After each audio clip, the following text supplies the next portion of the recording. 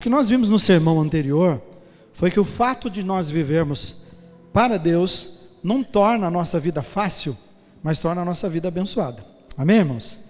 Não torna fácil não se engane com isso, mas a nossa vida passa a ser abençoada porque nós estamos andando com Ele.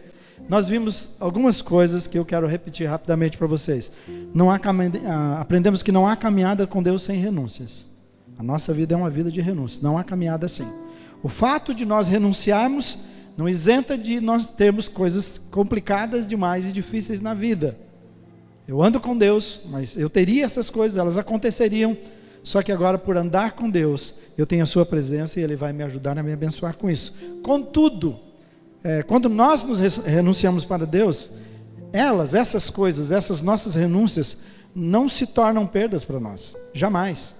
Quando Deus pede para você e eu renunciarmos para Ele, significa que Ele tem algo além do que você pode pensar e imaginar. Ele diz isto, então você vai experimentar coisas maravilhosas na sua vida que você não pode entender, porque foi assim na vida de Abraão. E eu estava lembrando o seguinte, que quando Deus diz, eu farei de você uma grande nação, quando ele era um filho só tinha um filho só, ele morreu vendo esse filho. Só que quando o povo sai do Egito para a terra de Canaã, onde Deus tinha prometido, onde Abraão viveu e levantou seus altares, saíram 600, a Bíblia registra 600 mil homens. 600 mil homens saíram. Não contava mulheres, não contava crianças e não contavam jovens abaixo de 20 anos. Então, se pensar em uma mulher para cada um daqueles adultos que foram, né, você já tem não 600 mil, mas quantos mil aí? Né? Dobra isso aí de número. Né? E depois coloca crianças, né, e jovens abaixo de 20 anos. Você imagina a multidão que saiu. E quando você olha para a linhagem de Abraão, você vê a vida de Davi, a vida de Salomão, você vê também o próprio Jesus nasce dessa linhagem de Abraão, ele é filho de Abraão. Então ele diz, sai e eu vou te abençoar. E ele fez todas aquelas renúncias que conhecemos, eu vou te abençoar de uma maneira que você não pode entender. Então nossas renúncias são bênçãos de Deus que vêm sobre nós, muito maiores do que aquilo que nós estamos abrindo mão. É igual abrir mão, quando eu e você abrimos a nossa vida, a mão da nossa vida para Jesus, e você fala assim, eu abri a minha vida, eu dei minha vida e eu ganhei uma nova vida maravilhosa, com paz e esperança e com a presença dEle. E por último, a nossa vida espiritual é um processo que começou no dia da nossa conversão, o dia que entregamos a Jesus. E eu sei que você e eu somos obra inacabada de Jesus. Então, um cristão saudável é o que entende que ele é uma obra inacabada e ele vive de renúncia em renúncia constante para Deus, para chegar a ser tudo aquilo que Deus deseja que você seja. Então, à luz disto que eu estou dizendo a vocês, e que eu disse na semana passada, quem entra numa aventura com Deus precisa aprender, e é o que vai aprender ao longo da sua caminhada, aprender a obedecer e a depender completamente de Deus. Nós vimos também que o chamado de Deus, olha esse slide para mim, o chamado de Deus para cada um de nós, é Ele nos convidando, como Ele fez com Abraão, para sairmos da nossa vida normal e entrarmos, agora, né? E entrarmos, já terminou o tempo, e entrarmos numa vida sobrenatural e experimentarmos coisas extraordinárias que você e eu não podemos imaginar. Então, aceitar o chamado de Deus para cada um de nós, para ser cristão e ser sal e luz, Ele está chamando você, saia dessa vida normal, natural que você vive, para entrar numa vida sobrenatural que Ele tem para cada um de nós. Então, eu afirmei ainda que eu e você não temos direito de viver uma vida cristã de outra maneira. Preste atenção nisto. Você e eu não temos direito de viver uma vida normal depois que nós recebemos a Jesus na nossa vida. Não pode mais. Nós vamos viver de um jeito que a nossa vida vai estar o tempo todo, deve estar cheia, e diz que fontes de rios, de água viva, a jorrar de você e de mim, sempre, por isso somos sempre, Abraão, venha e eu farei de você uma bênção. E ele fala para você, Israel, Fernando, cada um de nós venha e eu farei de você uma bênção. Entende? Nós não podemos mais, nós não temos direito de viver uma vida natural mais. Então, continuando o nosso olhar para a vida de Abraão, uma das coisas mais marcantes para mim é que na sua caminhada, eu estou chamando caminhada de aventura, porque é uma aventura com Deus, é partir para algo tão grandioso, mas sem saber para onde ia. É isso que ele diz, então é uma aventura com Deus. partir numa aventura com Deus, e nessa caminhada ele entra num processo, ao longo da caminhada, num processo com Deus, e ele se torna um edificador de altares para Deus. Então você não vai ouvir de nenhum outro. É falado que Caim e Abel foram oferecer, fizeram ofertas daquilo que eles tinham para Deus, mas quando fala de um altar, fala de Noé, que levantou um altar para Deus, depois que ele chega e o dilúvio passou, e ele estava em terra com a sua família, e em terra com tudo que Deus tinha pedido, e animais. Então ele levanta um altar e adora ao Senhor, Deus o Criador de tudo. Depois disso, você não ouve de ninguém como Abraão, ele levanta aquele altar. No caso de Abraão, você vai acompanhar comigo que ele é um levantador, ele não só levanta um altar, ele é uma pessoa que edifica altares por onde passa. Eu vou só ler um texto, 2 versículos, mas há muito mais outros textos que falam sobre isto. Gênesis 12, 7 a 8, eu quero que você leia comigo. Vamos falar juntos? O Senhor, bem forte, o Senhor apareceu a Abraão e disse: à sua descendência darei esta terra. Abraão construiu ali um altar dedicado ao Senhor que lhe havia aparecido. É a primeira vez aqui. Em 2 versículos contam de 2 altares. Esse primeiro Deus aparece, faz uma promessa e ele levanta um altar a Deus. Dali, vamos juntos, dali prosseguiu em direção às colinas a leste de Betel, onde armou acampamento, e tendo Betel a oeste e Ai a leste, construiu ali um altar dedicado ao Senhor, e invocou o nome do Senhor. Então vamos pensar um pouco aqui sobre a vida dele e o que significa Abraão edificar altar, cada vez.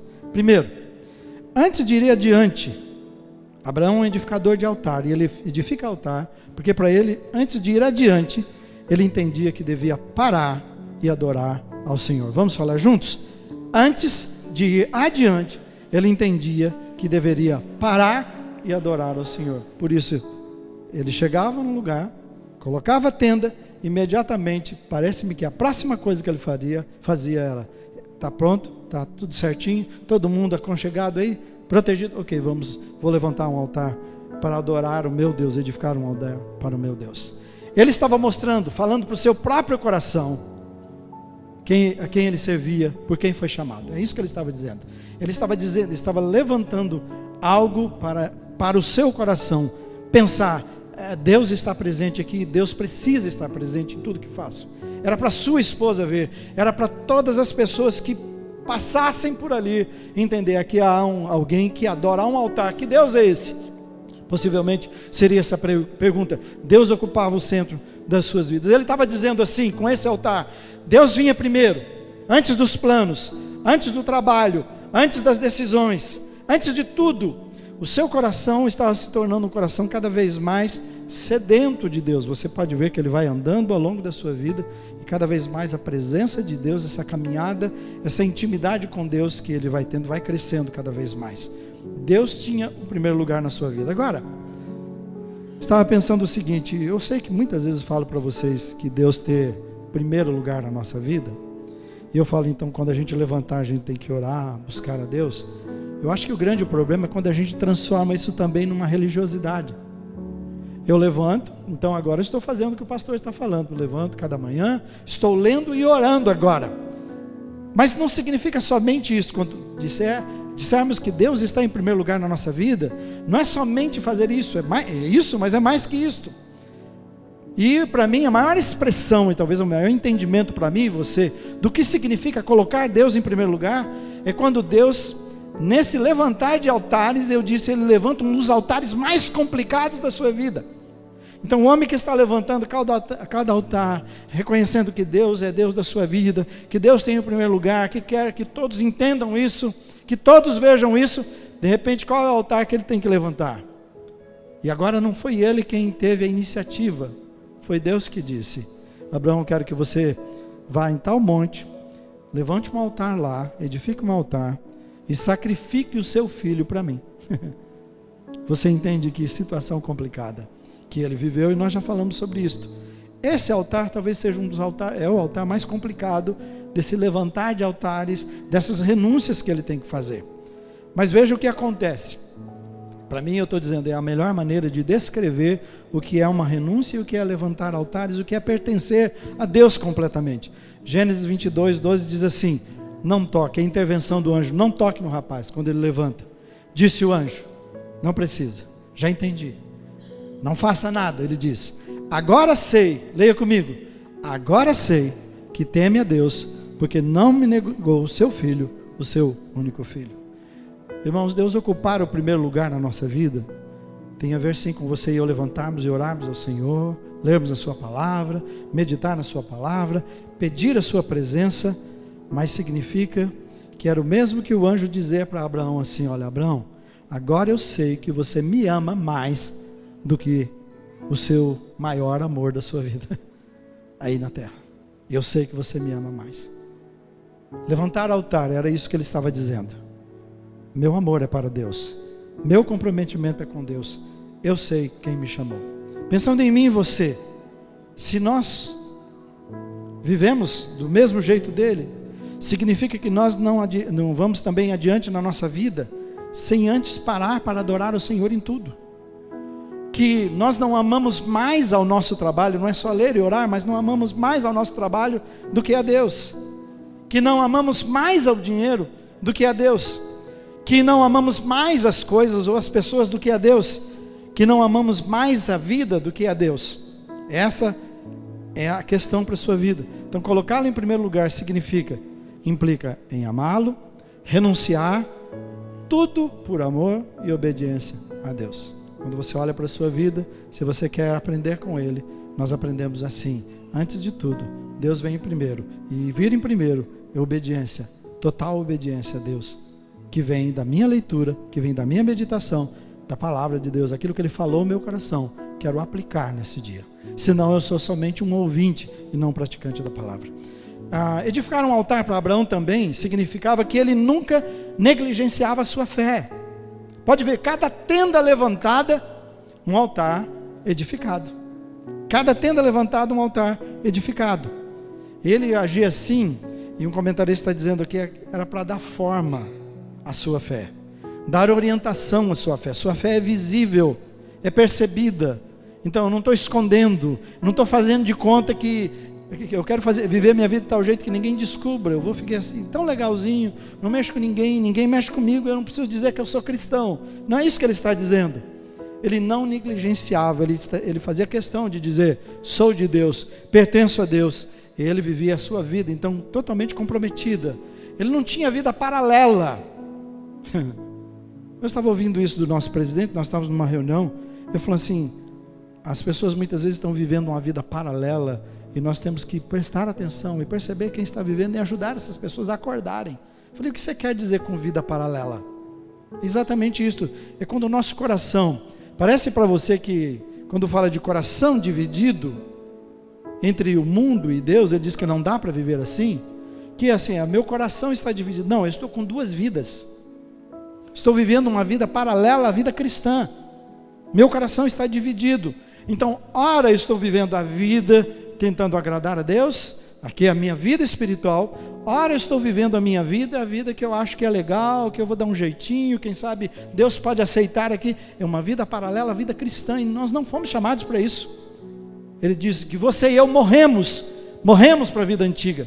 Nosso coração não pode ter uma vida paralela. Então Abraão, cada lugar que ele chegava, quando ele estabelecia o altar de Deus, ele estava dizendo assim: estou aqui a negócio do Pai. Amém, irmãos? Estou aqui a negócio do Pai.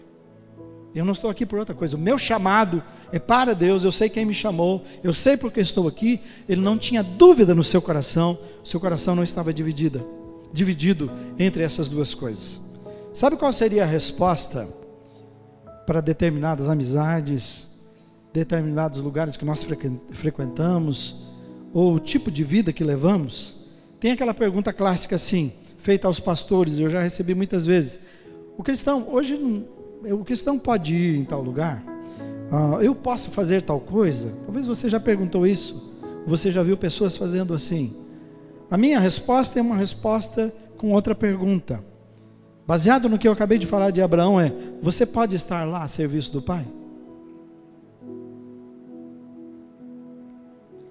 Você pode tocar as pessoas com o amor de Cristo, nessas coisas, nesses lugares. Você pode honrar o nome de Cristo com as suas amizades, com os lugares que vai, nos lugares que vai, com as coisas que faz, com as coisas que fala. Está a serviço do Pai. A grande questão é nós dividirmos a nossa vida em duas vidas e termos uma vida paralela. E Abraão nos ensina que levantar um altar é dizer assim: eu sei qual é a minha fé, eu sei quem me chamou, eu sei qual a vida que tenho que viver. Filipenses 1:27, eu quero que você leia comigo. É tão pequeno, mas olha que verdade nessa primeira parte. Fale bem forte: vivei acima de tudo por modo digno do Evangelho de Cristo. Viver do modo digno do Evangelho é viver uma vida que não envergonha a Cristo. Essa é a grande questão. Diz que Jesus, quando nós dizemos que somos testemunhas de Jesus, já não há mais escolha, somos testemunhas, boas ou ruins, mas somos. E o que Paulo está dizendo e orientando aos filipenses é: vivam uma vida digna do Evangelho, conforme o padrão de Deus, viver uma vida de renúncia, viver uma vida à altura da nova vida que Jesus conquistou para nós na cruz. E assim os que estão em Cristo são novas criaturas, as coisas antigas já passaram, eis que tudo se fez novo. Nova vida. Terceiro, edificar um altar para Abraão também significava que cada lugar que ele se fixava, ele transformava no local de culto ao Senhor. Vamos falar juntos? Cada lugar que se fixava, ele transformava no local de culto ao Senhor. Então, de novo, ele sabia a quem ele pertencia, quem o chamou. E ele não dependia das pessoas, né? Algumas pessoas têm dito para mim assim: sabe, eu tenho uma preocupação com a faculdade, porque os nossos jovens alguns jovens quando vão para essa faculdade se perdem. E eu tenho falado: não, eles não se perdem não, eles se acham, eles se encontraram, eles estavam perdidos na igreja. Sabe por quê? Por que se perde? Por quê? Uma pessoa que entende profundamente o seu comprometimento com Deus, ele transforma a faculdade num culto a Deus. Amém, irmãos? Nós somos influenciadores. Alguém está influenciando, sempre. Pessoas estão vivendo, seja ele querendo ou não, as pessoas estão sempre influenciando alguém. Então, se um cristão chega lá na faculdade e começa a seguir outros, alguém está influenciando com um estilo de vida e com valores e princípios. Então, o que Jesus nos chama na nova vida, de transformar cada lugar num culto ao Senhor, significa que se eu tenho um compromisso sério, se eu entendo que eu pertenço a Cristo e tenho essa nova vida, então eu tenho esses princípios, esses valores, essa liderança, esse comportamento, para que as pessoas possam olhar também e desejar. E desejar, puxa, uma vida diferente, e eu posso ser diferente. Ao contrário disso, eu ouvi de jovens comprometidos, em que eles tinham vergonha de beber e de falar determinadas coisas na frente desse cristão. E eles pediam desculpa para ele. E ele estava com eles, e ele mostrava o seu exemplo para eles, e eles viam Cristo na vida dele, e eles pediam desculpa por se comportar daquele jeito. Essa é a grande diferença.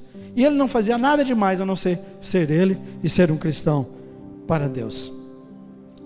Quando ele diz que ele transformava esse lugar, cada lugar num culto ao Senhor, possivelmente foram lugares que outros povos e os povos de lá passaram e levantaram altares para os seus deuses.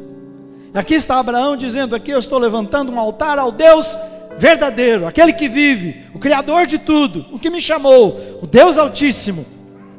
O grande eu sou está dizendo: aquele que existe, aquele que vive. Por que dizer aquele que vive? Nenhum outro Deus vive. Foram criação do homem. Homens esculpiram. E ele está dizendo ao contrário: eu esculpi você, eu fiz o universo, eu sou o que vive. E Abraão estava levantando um altar dizendo: esse é o altar do verdadeiro Deus que eu sigo. E é assim que é com você e comigo, deveria. O grande problema para mim, quando fala de levantar um culto ao Senhor, um altar de culto ao Senhor em todos os lugares, é que muitas vezes para muitos cristãos, e espero que não seja para a sua vida, o único lugar de culto é a igreja. Somente, nada mais. Não há compreensão da realidade espiritual do que realmente, quem é e o que é o templo do Espírito Santo. nós devemos vir à igreja. É o lugar que Jesus diz que onde estiverem 2 ou 3 reunidos, Ele criou a igreja para nos fortificarmos, nos encontrarmos aqui, como vocês estão fazendo hoje. Mas Ele diz assim que o corpo, o santuário de Deus é o seu corpo, é o meu corpo. É aí que Ele habita, é nesse lugar que Ele habita. Então, queria que você falasse assim comigo: meu corpo é o santuário de Deus. Fale mais uma vez: meu corpo é o santuário de Deus. Ele diz assim que o nosso corpo é o lugar que Deus habita, e um lugar não feito por homens, feito pelo próprio Deus, e o Deus Espírito Santo habita. Então, por isso, se nós somos o templo de Deus, templo do Espírito Santo, aonde estivermos, você pode levantar um culto de adoração e invocação ao nome de Deus. Amém? Amém, irmãos? João 4, 21 a 24 diz assim: disse-lhe Jesus, vamos falar juntos? Mulher, podes crer-me que a hora vem, bem forte, quando nem neste monte, nem em Jerusalém, adorareis ao Pai. Vós adorais o que não conheceis, nós adoramos o que conhecemos, porque a salvação vem dos judeus. Mas ele diz: mas vem a hora, bem forte, e já chegou, em que os verdadeiros adoradores adorarão o Pai em espírito e em verdade, porque são esses que o Pai procura para seus adoradores. Deus é espírito, e importa que os seus adoradores o adorem em espírito e em verdade. Está dizendo: Deus é espírito. Um espírito se adora em espírito. Os verdadeiros adoradores adoram em todo lugar, porque em espírito eu posso adorar em todo lugar. E ele diz que adora em espírito e em verdade. Então está dizendo: vem do meu coração, vem do meu íntimo e é sincero para Deus. Ele não procura adoração. Se você ler ali, ele diz: eu procuro adoradores. Cada lugar que você for, um culto ao Senhor Jesus. Já vou fazer uma aplicação maior sobre isto. Por último, levantar altares para Abraão, vamos falar juntos, significava o quê? Um novo começo em sua vida. Eu achei demais isso daqui, porque é o que aconteceu com ele. Cada vez que ele levantou um altar, era um novo começo. Deus disse: sai da tua parentela, eu vou fazer de você uma bênção, tal. Ele foi lá e ele levantou um altar onde Deus falou isso com ele. Cada vez que ele tem esse encontro com Deus, ele levanta esse altar, é um novo local, com uma nova realidade que Deus está levando ele para experimentar.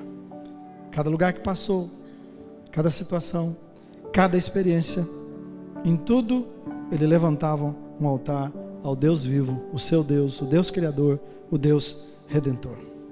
Para mim isso dá um sentido, irmãos. Cada começo diante do altar, para mim dá sentido quando eu convido você, dizendo assim: vem até a frente agora, nós vamos orar ao Senhor. Falando para quem está recebendo Jesus, falando para quem está voltando para Jesus, falando para quem está se consagrando. Quando você recebe esse convite, vem à frente, essa é a ideia. Vamos levantar diante do altar do Senhor. Vamos estabelecer uma marca, um dia, um tempo, um dia e horário, um lugar que aconteceu, para dizer: sim, naquele dia eu me levantei. Aí você pode contar sobre a sua conversão. Eu posso contar das minhas experiências com Deus e o Espírito Santo em situações diferentes. Você pode contar: tal dia eu estava em tal lugar e eu levantei, no caso aqui eu levantei diante do altar, um altar preparado para Deus, para o meu coração, porque você ouviu a palavra, o Espírito fez um pedido, deu orientações a você, então você está entregando e se consagrando ao Senhor. Então vir para mim à frente é essa marca. Mas não é só isso, é mais que isso. Eu digo para você: levante um altar, seja na igreja, seja no seu quarto, seja no seu coração. Pode ser que você vá estar fazendo uma viagem. Eu estava voltando de um país, quando eu tomei uma decisão muito importante, que é por isso que eu estou aqui hoje também, no meu coração. Deus levanta um altar num determinado lugar, eu estava lá orando, falando com Deus, e foi lá que eu tomei a decisão. Ali foi levantado um altar a Deus para eu tomar uma das decisões mais importantes da minha vida, de deixar a administração e voltar para aquilo que era o meu chamado, que é ser pastor. Então Deus é espírito. Pode ser que você esteja dirigindo o seu carro. Pode ser que você esteja no seu trabalho, você tem que sair correndo para o banheiro. E todo mundo pensa que você foi para o banheiro, e você foi levantar um altar a Deus, e falar com Deus, num lugar especial que Deus, sei lá, uma sala em particular, onde foi, não importa, porque Deus está falando com você naquele momento. Ele quer começar algo novo na sua vida. Foi levantado um altar lá na empresa, Rodrigo está ouvindo agora, foi levantado um altar lá na sua empresa, naquele momento, naquele lugar que ele estava. A mulher disse: eu mudei de setor para esse setor, para o seu setor, porque eu estou sofrendo isso, e eu vim aqui. Por que ela foi falar para ele? Naquele momento, a graça de Deus foi ministrada para aquele coração. Um novo começo para a vida daquela mulher, mas também um recomeço para a vida do Rodrigo. E assim deve ser, seja na igreja, seja no quarto, porque Deus diz assim: vá para o seu quarto. O Deus que te vê em secreto, que recompensa em secreto, Ele te ouve e te atende. Levantar altares, mas você pode levantar altares em todos os lugares que estiver. Salmo 84, 1-3 diz assim: quão amáveis são os teus tabernáculos. Vamos ler juntos?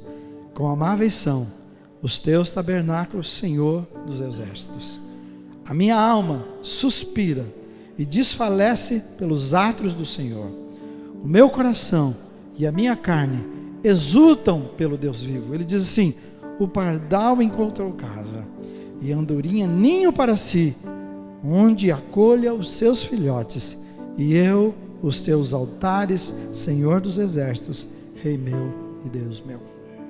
Eu não sei o que a palavra de Deus faz no seu coração, mas isso aqui é um versículo decorado da infância, que eu aprendi na igreja, na minha infância, e esse versículo mexe demais com o meu coração. Talvez essa sensação de encontrar um lugar, e encontrar alguém que te ama, alguém que se importa com você, alguém que tem o projeto melhor para a sua vida. Eu penso que era essa sensação que eu tinha como um menino abandonado. Era essa sensação que eu tinha. O pardal encontrou, a andorinha encontrou ninho para os seus filhotes, e eu encontrei, era onde eu passava boa parte orando, nas quartas-feiras e jejuando, desde adolescente, a pedido do meu pai inicialmente, depois porque eu queria, na casa de Deus, orando, e eu podia ouvir mesmo os pássaros cantando. Era uma igreja de madeira ainda, em Paranavaí. Então isso mexe com o meu coração, mas é isso que ele está dizendo.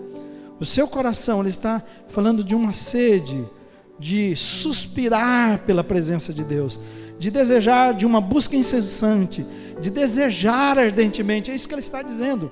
Ô irmão, irmã, olha para o seu coração. Hoje é dia de recomeço. Amém? É dia de começar coisa nova na sua vida. Todos os dias tem que ser. Sabe o que vai ser mais triste? Se você continuar dando testemunho, quando eu morava em Barbacena, que eu tinha 15 anos, né? Certo? Todos os dias, você tem que ter coisas novas para contar para as pessoas. Eu lembro que eu estava sentado bem aqui, os jovens, eu acho que foi até alguém que me botou na parede, se não me engano foi o Diego. Eu falei assim: pastor, uma coisa especial, muito marcante que o senhor viveu essa semana com Jesus.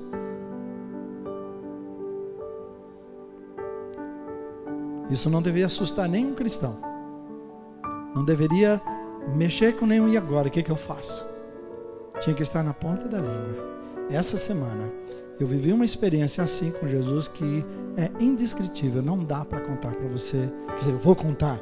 Não dá para imaginar como foi maravilhoso, como Deus foi, como Ele agiu na minha vida. Entende? Contar essas coisas, porque é assim, começos todos os dias. Deus é Deus de coisas novas. Ele diz assim: a tristeza dura até o anoitecer, mas a alegria vem. Ele diz assim: eu fiz dia e noite, todo dia termina, minutos, segundos terminam e começam novos, dias terminam e começam novos, semanas terminam e começam novas, meses terminam e começam novos, anos terminam e começam novos. Deus está dizendo: eu sou Deus de coisas novas para você todos os dias. Ele está dizendo: há um novo começo para você hoje. Amém? Vamos ficar em pé. Eu quero concluir dizendo o seguinte: você e eu já não nos pertencemos mais. É verdade? É verdade, irmão? Quem quiser ser meu discípulo, negue-se a si mesmo. Jesus começa assim. Então eu já não me pertenço mais. Você não se pertence mais. Nós somos chamados e selecionados para seguir a Jesus. É assim que Ele chamou você e a mim. Nós somos chamados para sair da vida normal, para viver uma vida sobrenatural. O mundo não precisa de mais um Zé Mané chorando, perdido diante das situações difíceis da vida. Não é que nós não vamos chorar nos momentos de dores. Nós temos que chorar, precisamos chorar.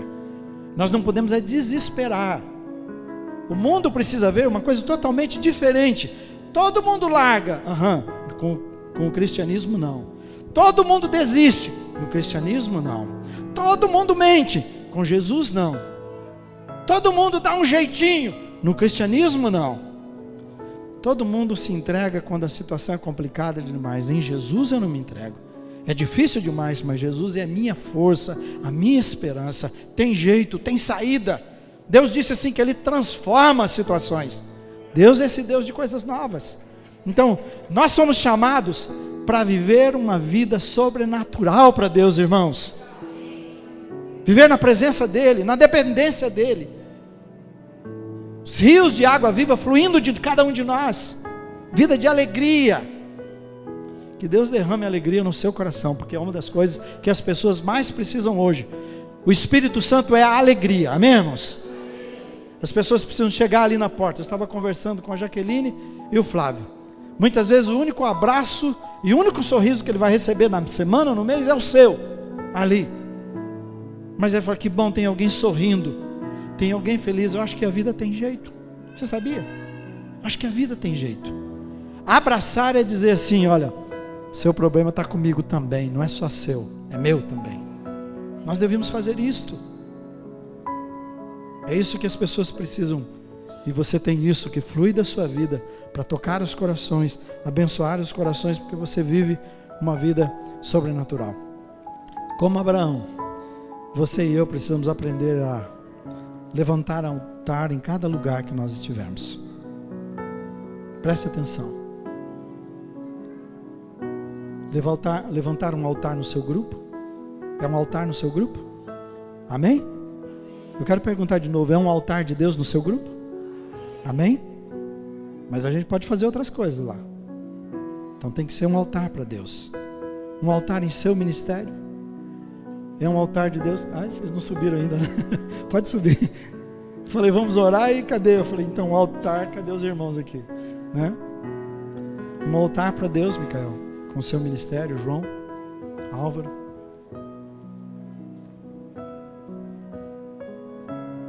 Suzane, Gabriela, Marcão. Um altar de Deus nesse ministério, onde Ele é adorado, onde Ele é marca em todas as coisas. Mas vai mais longe. Um altar na sua casa. Amém, irmão? Um altar no seu casamento. Um altar para Deus na sua família. Quantas coisas fazemos que não tem a ver com o altar de Deus? Um altar no seu lazer, onde você vai. Um altar nas suas amizades, um altar para Deus. Um altar nos seus negócios. Um altar na sua profissão. Tem gente que diz, não mistura o negócio com o espiritual. Não mistura mesmo, só tem um. É espiritual, não tem negócio. Um altar no seu celular. Sabe, eu fico imaginando se você não está aqui dentro da igreja, enquanto está pregando esse pouco tempo, se você não está com o seu celular de vez em quando dando uma olhada, se não te mandaram uma mensagem. Deus tem misericórdia, irmãos. 1h30. Desliga esse troço. Desliga. Para sua casa também desliga. Levanta um altar ao Senhor. Levanta um altar na internet. Quais as viagens pela internet? Quais os assuntos pela internet? Levanta um altar nos seus relacionamentos, para que as pessoas possam ver Jesus na sua vida, ver que você não negligencia a sua fé, que você pertence a Ele, que você tem respostas, querido. Você em Jesus tem todas as respostas para os dilemas que as pessoas estão vivendo do seu lado, mas elas estão caindo, se prostrando.